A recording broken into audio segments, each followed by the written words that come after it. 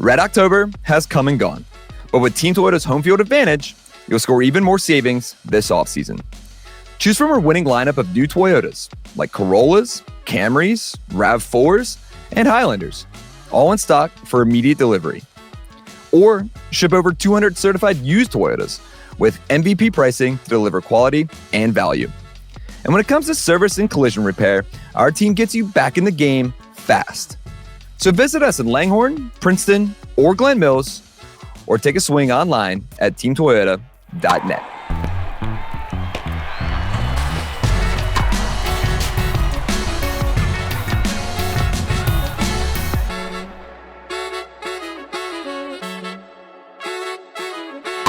How's it going? You're listening and or watching to the Phillies Talk podcast presented by Team Toyota. I am McKercher, digital video producer here at NBC Sports Philadelphia, and sitting across from me is once again Sean Kane, the producer of Phillies pre- and post-game live. Yes, indeed. Sean Kane. Good to see you, Spence. Good to see you. It's been a while. It's been a while. Hope everyone missed us. Yep. It's been, I guess, almost a week and a half, but hope everyone had a good holiday. Pre-Christmas, yeah. Yeah, it was right before Christmas there. Yeah. So hope everyone had a great holiday, and I now hope everyone has a great New Year. We're sitting here 2 days before New Year's Day on January 1st. We always like to get started off topic, Sean, and I have two things quick. Okay. First is, have you ever had, your significant other, Okay. your wife, My wife, yep. ever, change the laundry detergent for you? Are you guys, a consistent, same smell, same brand? Yeah, we get, she gets the packs. Okay, yeah, the little pods. Yeah, but they can be different kinds sometimes. Sometimes they're Tide, sometimes it's another kind that I don't even know about. Yep. Not to sound like Will Ferrell in Old School. It's something really cool that I don't even know about.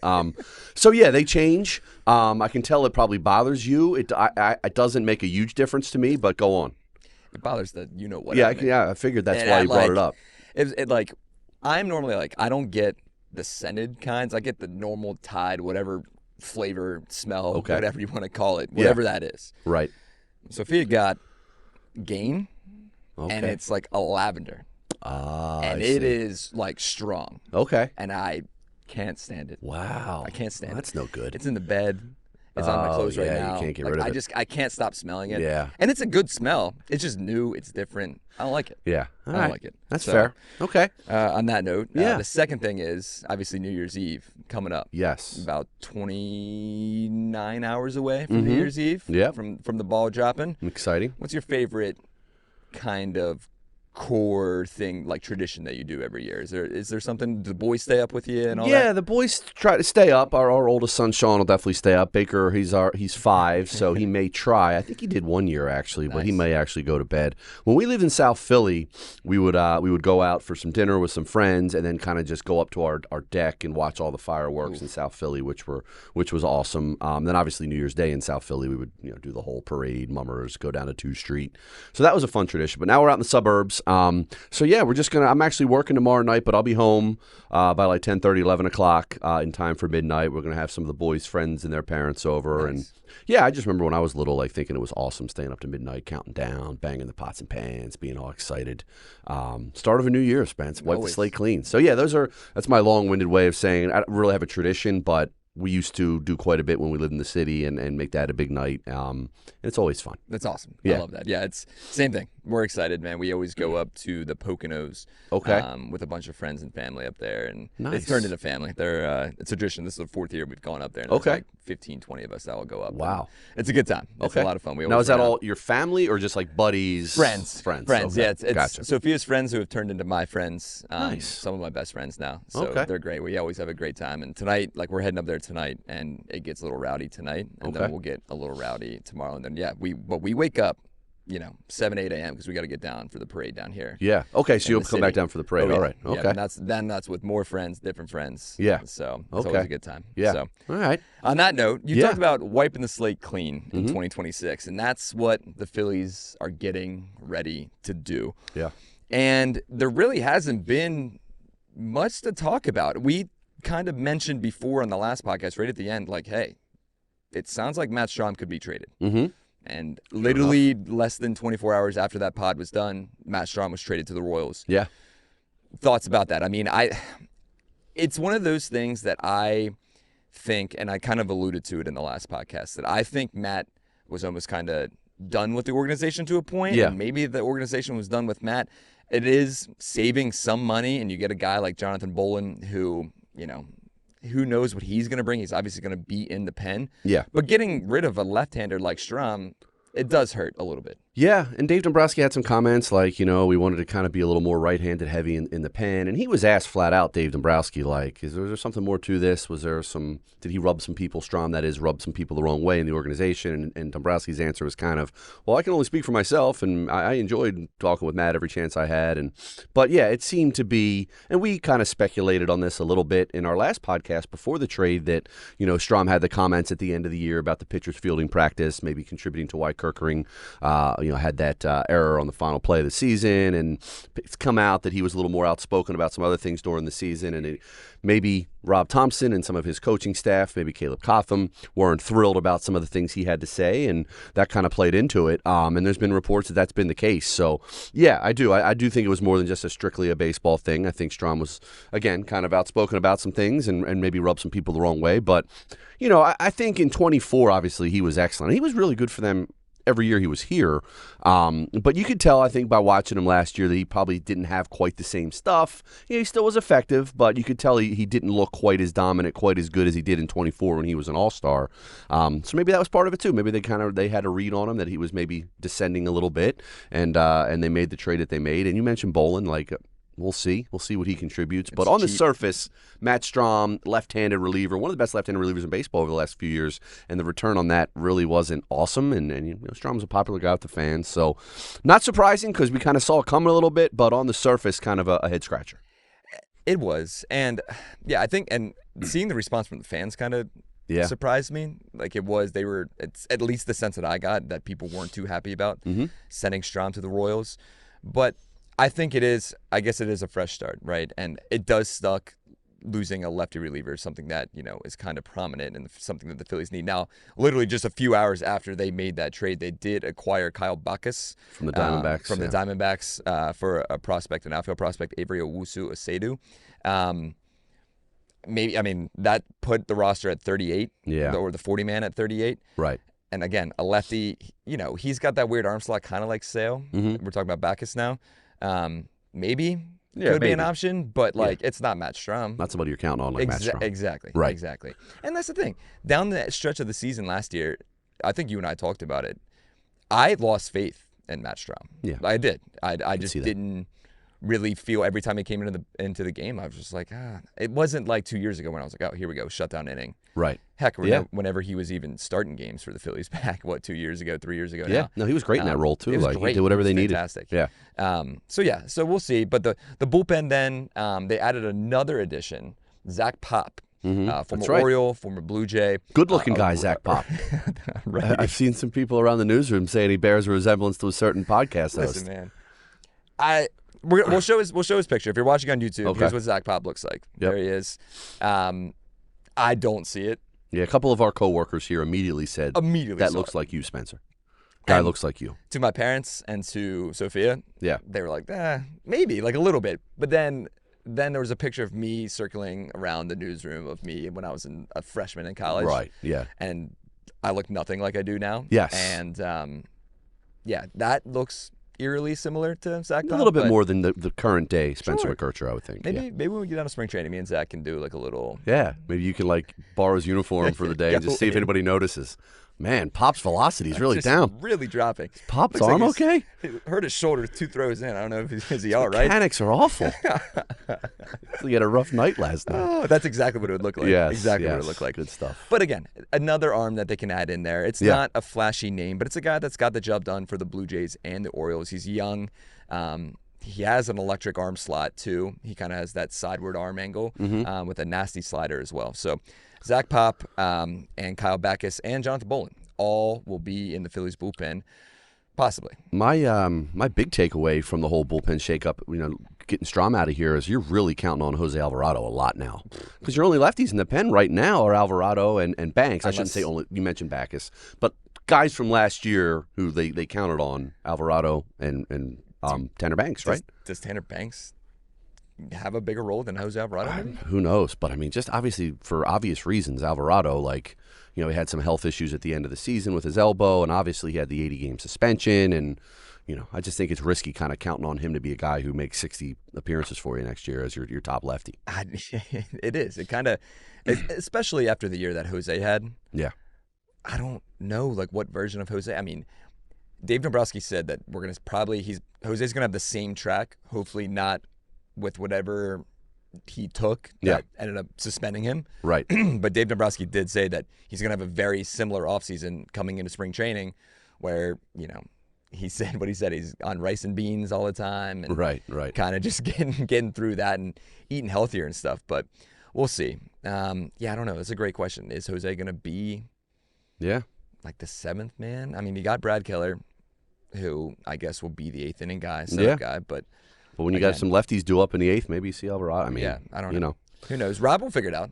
Rob will figure it out. Yep, Rob and Caleb are on it. Going back to Pop real quick. It is an MLB contract for Pop. He only threw 6 2/3 innings in 2025, dealt with an injury. And in 2024, he had a 5.59 ERA in 48 1/3 innings. So I don't know. We could see Doc Pop maybe start in the minor leagues. Yeah. Depending how well he pitches in the spring. But either way, the Phillies bullpen is kind of filing itself in a little bit, and I don't know how confident I am in it. No, it's going to be a different look for the pen. And I'm with you. I don't know how you can look at it on paper and be like, this is, I like Keller. I've talked about Keller a lot, but, obviously Duran, I guess they didn't have him entering last season, so having those two guys is a big win, but I think it gets a little dicey after that, especially, again, without Strahm. If you're counting on, as your two lefties, Banks and Alvarado, I think there's legitimate reason to be a little apprehensive about really being gung-ho about both of those guys for 2026. I'm not right now. Yeah. Spring, we'll see. But as of right now, I'm not too confident in that Phillies bullpen.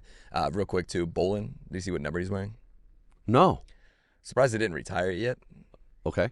52. 52. I remember a reliever back when I was in college that wore number 52. Real hothead. Still a hothead. Yeah, still a hothead.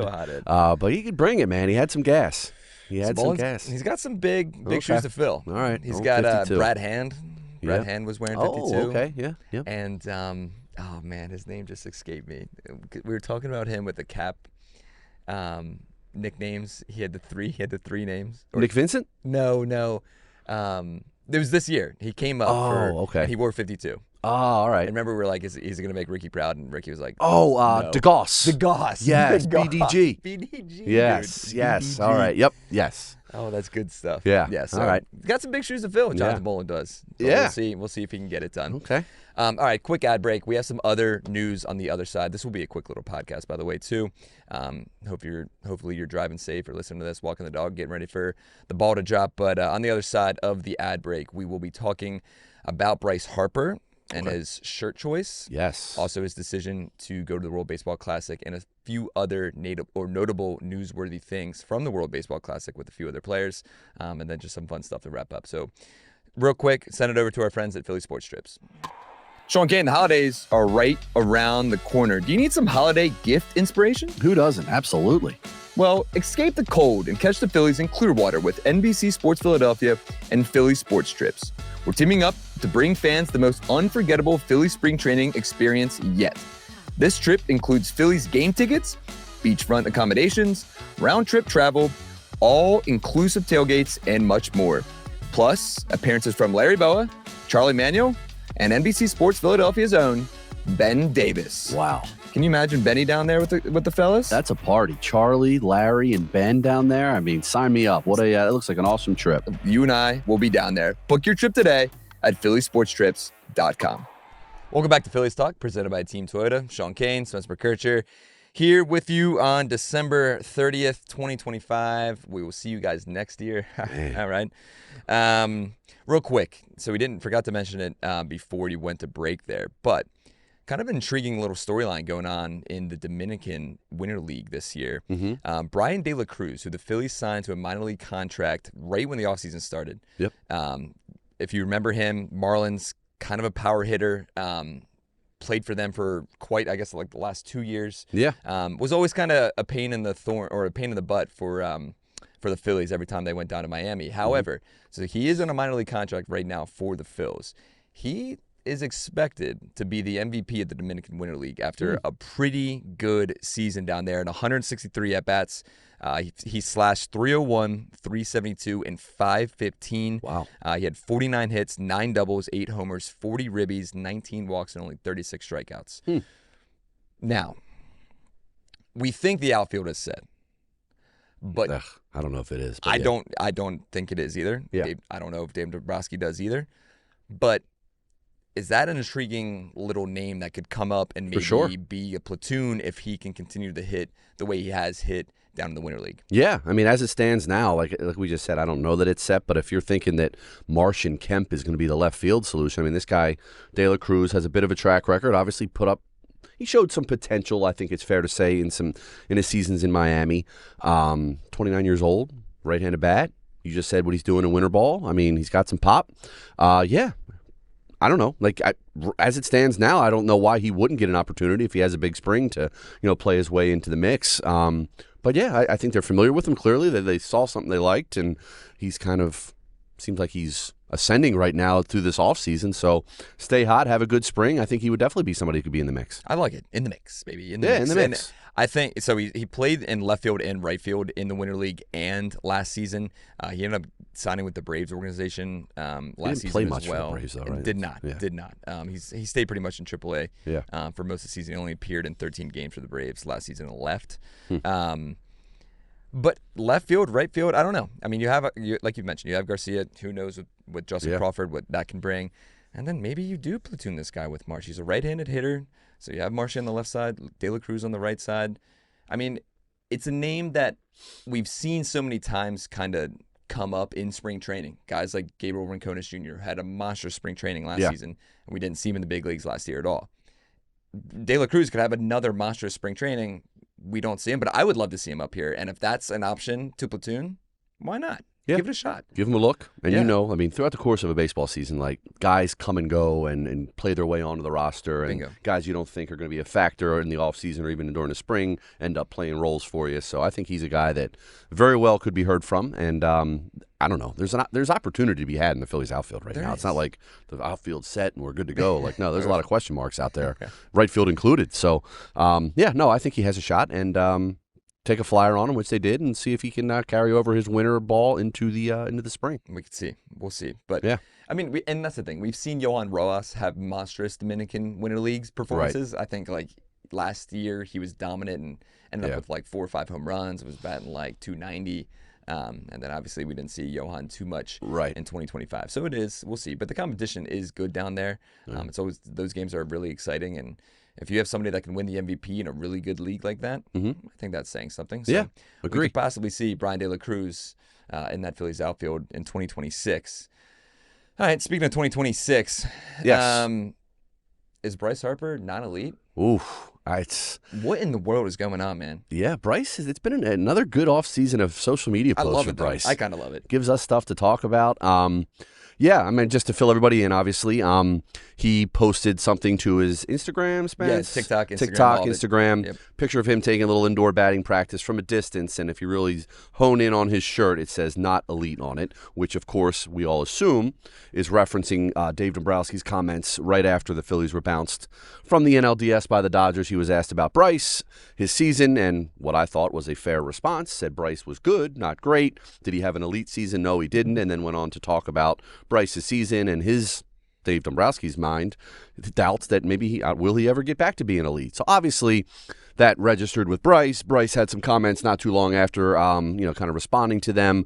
I said it at the time, and I'll say it again now. I think Dave Dombrowski, more than talking to the reporters on that press conference for that answer, I think he was talking to Bryce. Dave Dombrowski's a smart guy. He knows Bryce Harper. He knows how Bryce Harper's wired. He knew Bryce Harper would hear that. I think that was Dave's way of challenging Bryce, like, hey, man, you were good. Obviously, you had the wrist injury, but if we're going to go where we need to go, you need to be Bryce Harper, not a good player. You need to be a great player, an elite player, and have a great elite season.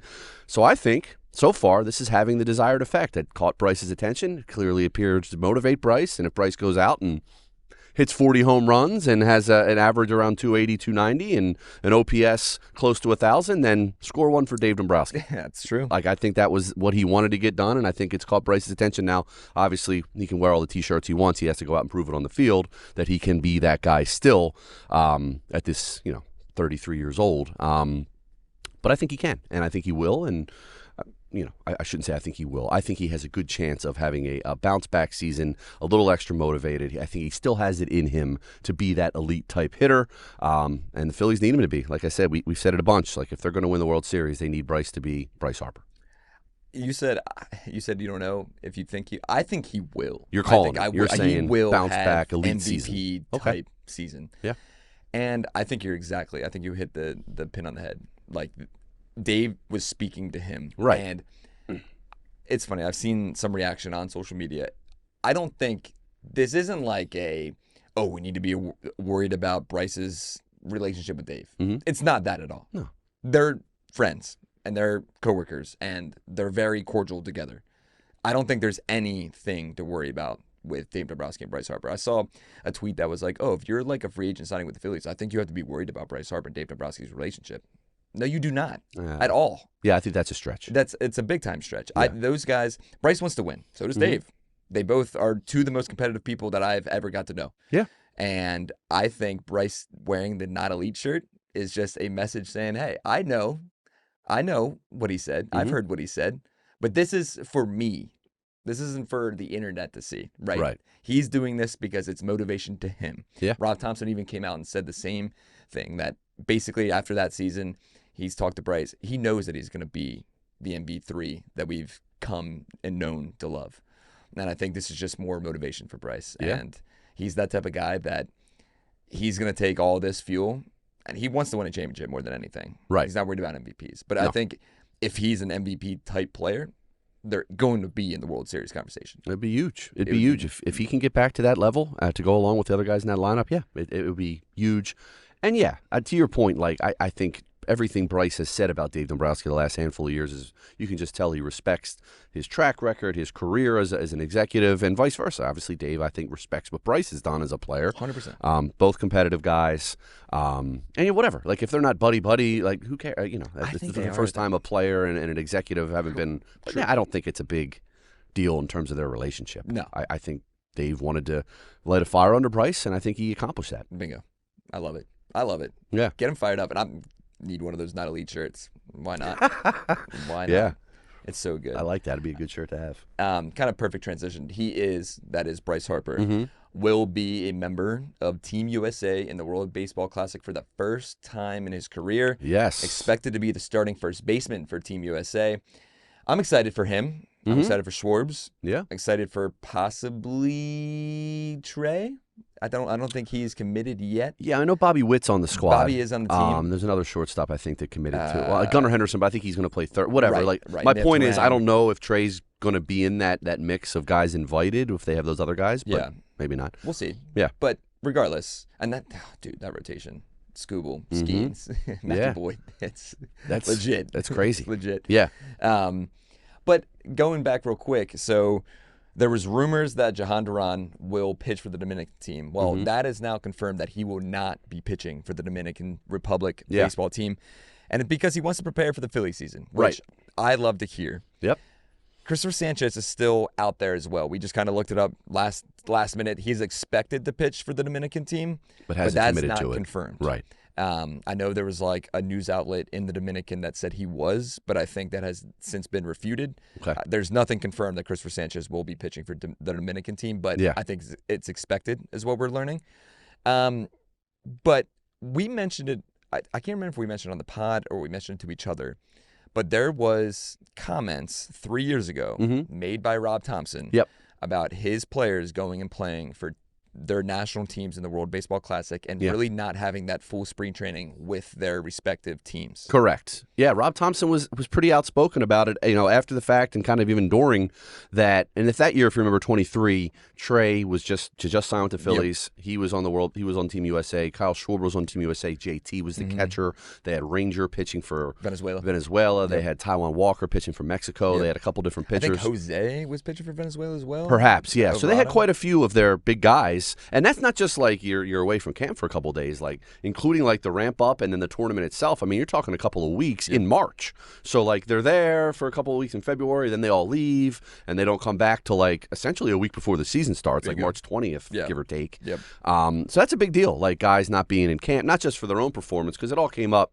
because Trey was slow out of the gate. He was awesome in the World Baseball Classic, and then just had a bad first half. And the Phillies in 23 as a team started off slow too. We had a standing ovation for him. Yes, yeah, exactly. So Rob Thompson was asked, like he said, it was tough. It was tough, like not having all those guys around for a couple of weeks, just as we're getting ready to like, all right, here we go. Like we're ramping up to the season, and now they're going to have it again. Like Schwarber and Harper are going to be gone. You mentioned some of the pitching.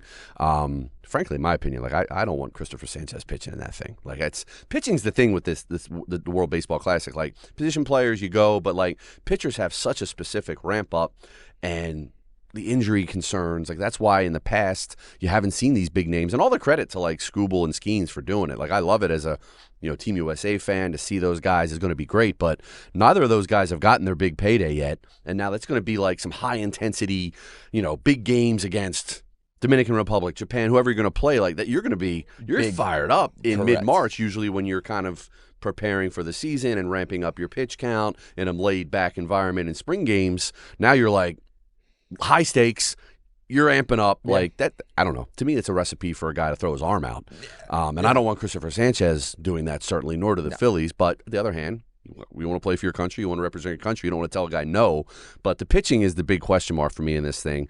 And Duran, frankly, I'm glad he's not pitching. Like you don't need him getting hurt and being out for however long. I mean, he's your guy. He's your big off-season or mid-season acquisition last year, and you're counting on him big time this year. So it's interesting. There's a lot of angles to it. It's awesome. It's a cool event. I can't wait to watch it. But I get the concern from Rob Thompson about guys leaving camp, and I certainly get the concern about some of these pitchers wanting to play. It scares the you-know-what out of me. Yeah. Because remember Edwin Diaz? Yeah, that was just celebrating. That was a freak thing. Yeah, celebrating, and he tears his ACL. Yeah, jumping around. Yeah, it's one of those things that I get both, because obviously, like, we have the Olympics coming up. Mm-hmm. We have the World Cup coming up. Yep. Like, those are all things that get me really excited to represent Team USA, and even just see other athletes represent their home countries. Yeah, it would be awesome for Christopher Sanchez to represent his home country in the Olympics. Right. Not the World Baseball Classic. Yeah. Like, it's a great idea. And I'm glad it's kind of got to the forefront, because we've seen some great moments. 3 years ago, there was a ton of good moments. Yeah. We had Ohtani versus Trout with 2 outs, bases, or a full count. Yeah. It was great. It was awesome. Yeah. To win the game. And Ohtani strikes him out and Japan wins. And obviously, the Adam Jones catch at Dodger Stadium a few years ago. There's been great moments. But it is concerning. And I think my problem is, and I get why they have it when they do, but why not make it like the NHL has been doing with this, the 4 nations last year? Have it during their All-Star break. Like a mid-season thing. Yeah, make it in the mid-season. Yeah. Cut back whatever and have it, I don't know, end of like June, basically. Yeah. But I know that doesn't make much sense either. And I'm sure there's going to be and people guys that are leaving their disagree team with me. mid-season and Right. Yeah, But it's just like, I don't know, man. I don't know. Or have it at the end of the year. Yeah. Like have it like in December. Yeah. Yeah, it's tough. There's really no ideal time to have it. No, I don't really know. Like it's a great event. I love it. Yeah, me too. But I just... And for the hitters, I think it's great. And position players, like, it's great for everybody. But for them, it's not as big of a risk. Like, you're going, you're getting your ABs. But the pitching, man, like, I get why these major league teams don't want these guys being a part of this. No. Like, I remember in 23, like, I was glad that Wheeler and Nola didn't do it. Yep. Sanchez, that would be a concern. Like, that's the last thing you want. Again, good for Skeens and Skubal. Like, those guys are representing, but that's a lot of risk for them. Yep. Because I think the ramp-up is, like, now. Yeah. Right? It's not... You got to be ready to pitch in, like, high-stakes games in, like, March 5th. Yeah, because I know for most pitchers, they start ramping up. I know, like, I've talked to Kirkering, I've talked to Strahm, I've talked to Jeff Hoffman back in the day. Like, they're starting to ramp up, like, now. Yeah, like after the holidays. But if you're, like, Skeens, Skubal, I don't know. Like, are you ramping up? Yeah. Maybe at the end of November, getting going? Yeah. I don't know. It's interesting. Yeah, it's interesting. And I do think the Rob Thompson point that we started with about just kind of disrupting the flow of spring training is a big deal when you're losing a handful of key guys are gone and then they come back and then boom, here comes the season. So, I mean, whatever. It's a convenient, like if they start slow again, we can all talk about 100%. it. If they don't, then whatever. But I just found it interesting that Rob Thompson, put it out there in 23 that was tough. It was a challenge, and I think that kind of contributed to why we didn't have a good April. And here they are again 3 years later. We'll see how they handle it all. But I'm sure Rob Thompson maybe will make some adjustments to how he does things when they come back. But it's just it's an awkward position to be in as a manager. You want your guys to go play and represent their countries, but it doesn't make your job any easier. No, it does not. No, it does not. Especially if you're Rob Thompson, like you said. Yeah. It's got to be tough. Yeah. But it is funny. So I mentioned this to you before we got started, but for those that don't know, so there is a news outlet down in the Dominican. They are not too happy that Jahan Duran is not pitching for. Oh yeah, they want him to Republic pitch. team. Yeah. They call him the Pedro Santana of Dominican sports, and they listed Al Horford, Mariano Diaz, who's a soccer player, Manny Ramirez, Marcelo Ozuna, Emmanuel Clase, and Jahan Duran. In quote, all of them at some point turned their backs on their national team. Jeez, man. Not too happy. Yeah, it's a tough spot for these guys. It is, man. Especially for the Dominican and Venezuela and countries down there that baseball is so big, right? And to have some of their big time guys, like we saw. I don't know if you saw during the World Series they had a whole thing video basically about all these people that are grown up in the Dominican Republic that is the same area that Vladdy Jr. was from. Okay. And they're massive Blue Jays fans now. Yeah. It's great. Yeah. They love it. But so I get their point, but Duran's a year or two away from free agency. Right. If he goes, God his elbow forbid. goes. Yeah, Yeah. exactly. Not just the Phillies season, but for his own future and his family's future. You got to take all that into account, man. It's tough. That you do. All right, we're going to wrap up here. Last thing. There is, 3 days before Tatsuya Imai, his posting date expires. Yeah. And the latest rumors for the Japanese pitcher here is that the Phillies and Yankees and Mets, who seem like strong players for them, don't seem as strong anymore. Yeah. There's rumors that the Phillies have not offered him a contract yet, along with the Yankees and Mets.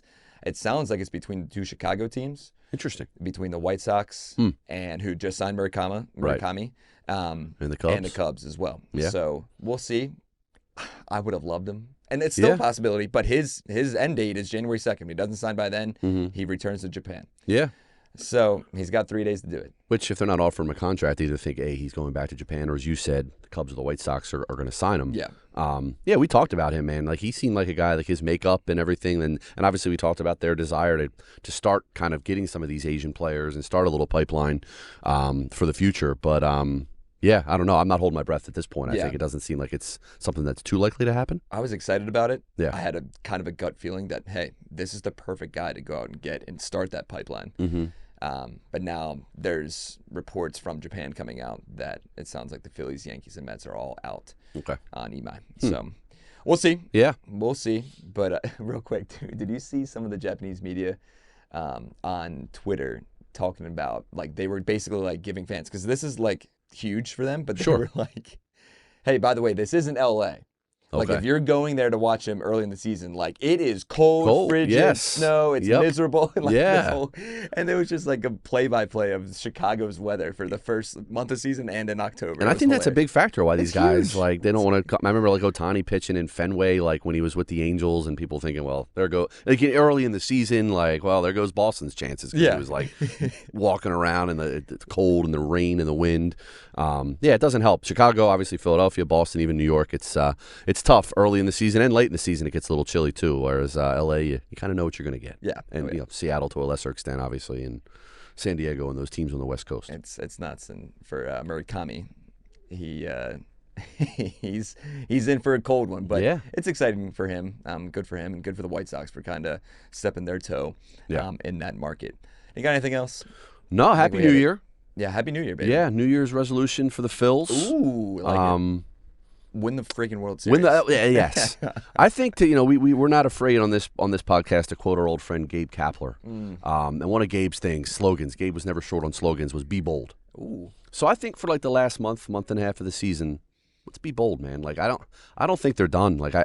I still want to see that move that shakes things up a little bit. Whether that's a trade, whether that's there's some big names out there still that they could maneuver and try to sign. I don't know, man. The clock's ticking. These guys are in their mid-30s now. We got to go win this thing, as you said. So be bold. Be bold, Dombo. Be bold. Be bold. Remember that? Be bold was his slogan the one year. Shoulder to shoulder. Shoulder to shoulder. Shoulder to shoulder. Shoulder to shoulder with my men. Shoulder to shoulder is the best one. Yeah. I'm Michael Barkan. Come in here. Do you have a New Year's resolution for the Phillies? Michael B. making his way into Michael the Barkin, podcast room. for those that are listening. Oh, We yes. talked about Good and Phillies. I brought this bag in. Thanksgiving, I think it was. Thanksgiving, Yes. so they're rock hard now. All you need is like a little Yep. 10-second microwave. There it is. New Year's resolution. For the Phils. Son of a gun. That's right. I just referenced Gabe Kapler's old slogan, be bold. Like, I think they need to be bold here and make another move or two. I don't think they can be where they are now in the offseason. I think they need to shake it up a little bit, a trade, a signing, something to kind of put them over the top. Okay, I'm going to go with that. I think a good resolution would be to strengthen the middle relief more. We've talked about that as well. Yep. Well, and I would, of course, trade Harper and Schwarber. That's bold. That is That bold. would be a bold shakeup. Okay? Yeah. Good and plenties. And then If you're watching this. I would get, of course, Mookie Betts Yeah. and Shohei Ohtani. If we That's it. could. You know, that's it. If That's we how you win the could. World I Series. can't be thinking for you guys all the time. Jesus Christ. It's probably the best, man. I love you see guys. some good Happy plans. New Year. Yes. Happy New Year. I love it. On that That note. guy never fails. Yeah. Yeah. My New Year's resolution, real quick. Yeah. I love being bold. There's still 23 of the top 50 MLB free agents out there. Mm-hmm. Go get one. Go get them. Go get one. You have 3 months to do it. Yep. You sit back, it's been 2 months since the season ended. And yes, you've made some moves, but there's still the big fish out there. There's a lot of them. Bo Bichette, Alex Bregman, Kyle Tucker, still out there. Cody Bellinger, still out there. Not saying they're going to get those guys, but the big fish are still out there. Go make a splash. Yeah. Go make a Trades splash. to be made. bold. Stand shoulder to shoulder. Yes. Thank stand your men. shoulder to shoulder. Yep. God bless Cap. All right. On that note, Happy New Year, everyone. We Yes. will see you next year in 2026. Happy New Year.